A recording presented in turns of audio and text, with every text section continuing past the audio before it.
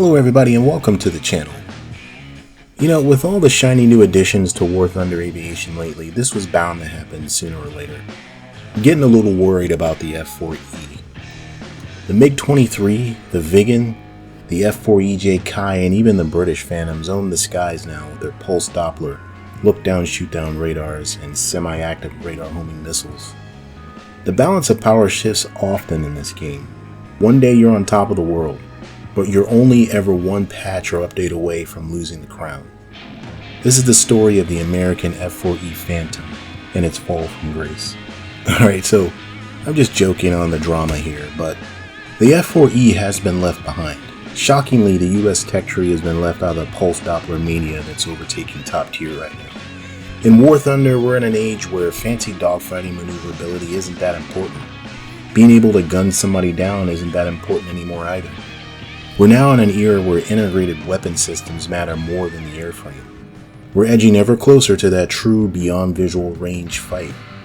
Shooting aircraft down so you don't need to dogfight in the first place is preferred, because going to the merge in real life is actually pretty dumb and dangerous.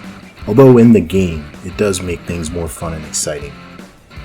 Comprehensive weapon systems like the Viggen with its PS-46A radar and the F-4E Kai with its APG-66J are quantum leaps ahead of the F-4E, and its rather simple by comparison APQ-120 radar. Notably, the APQ-120 lacks a pulse-doppler mode, which means no look-down, shoot-down capability. The lack of this radar mode means that in a peer-to-peer engagement, the F-4E is at a competitive disadvantage and will often lose the first shot opportunity.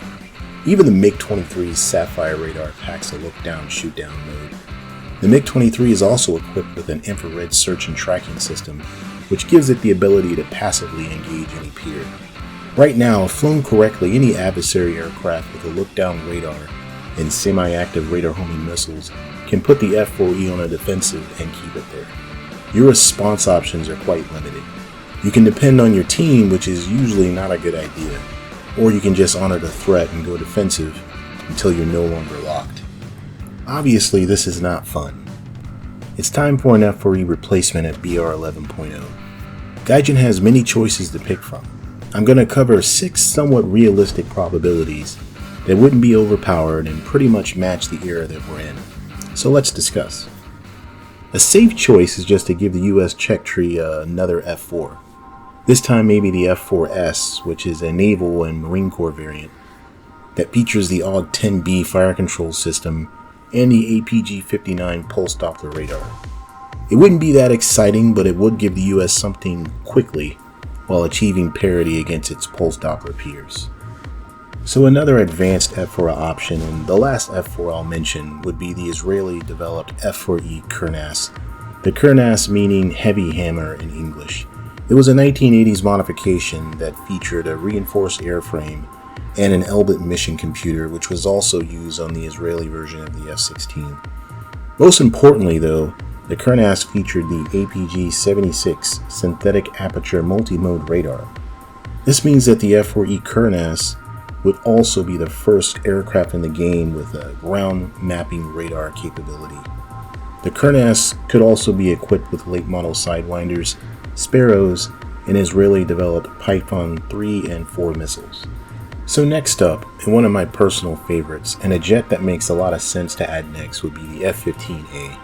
This jet is literally the successor to the F-4 in US Air Force service, and replaced that aircraft as the mainline air superiority fighter.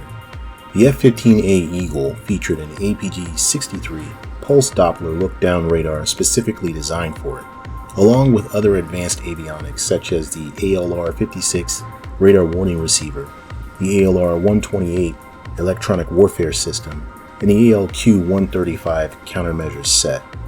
The F-15A would feature late model Sidewinder and Sparrow missiles. So next, a fan favorite that keeps popping up is the F-14A Tomcat. I'd be remiss if I didn't mention the fact that Gaijin might take this opportunity to introduce as a premium the Iranian Air Force F-14A, but that's a topic for another video. In US Naval service though, the F-14 replaced the F-4 as the principal fleet defense fighter. The F-14's powerful AUG-9 weapon system was more than just a radar. It integrated the infrared search and track and the AN-54 Phoenix missile system. For the era we're now in the game, it seems appropriate that the aircraft could be introduced. The F-14 was capable of carrying late model Sidewinders and Sparrows. But of course the missile everyone wants is the AN-54 Phoenix because of its phenomenal range. Gaijin could choose to implement the aircraft with just the Sidewinders and Sparrows for the time being, and I could probably do a whole video on if the Phoenix missile actually lived up to its hype. Caution, some might be quite disappointed. Next up is the F-16A. I'm not so confident about this one though, because Gaijin might choose to give this aircraft to maybe the Italian tech tree first, and maybe also give it to the Swedish tech tree, as a Norwegian addition, to fill out those lines. But if they do choose to give it to the US first, it would still feature the APG-66 radar, an earlier version of what the F-4E Kai has now. Now there are a dizzying amount of F-16A models that Gaijin could choose from to fit the US tree. Keeping to the A models though as an immediate replacement for the F-4E, and depending on what Gaijin decides, we could get a version of the F-16A that could carry Sparrows or not. The early F-16 had no BBR capability, but could carry up to 6 late model Sidewinders. It would also make sense to replace the F-4E with the F-16A Air Defense Fighter, which was introduced with Sparrow capability. The F-16A Air Defense Fighter variant was really just used as an interceptor to defend North American airspace, but maybe Gaijin really doesn't care about its actual application and will just choose to put it into the game anyway. So if you're still here checking out the video, thanks. If you wouldn't mind, go ahead and hit that like button, maybe even consider subscribing. It really helps the channel out and gets videos like this out if you like this kind of stuff. But the last aircraft I'll talk about as a possibility is the F-18, mostly because it was part of the lightweight fighter program competition along with the F-16. So in the same era, the F-16 was the winner for the US Air Force because it fit that service's requirements better. The F-18 lost out in the US Air Force, however it was picked up by the US Navy because it still had outstanding capability.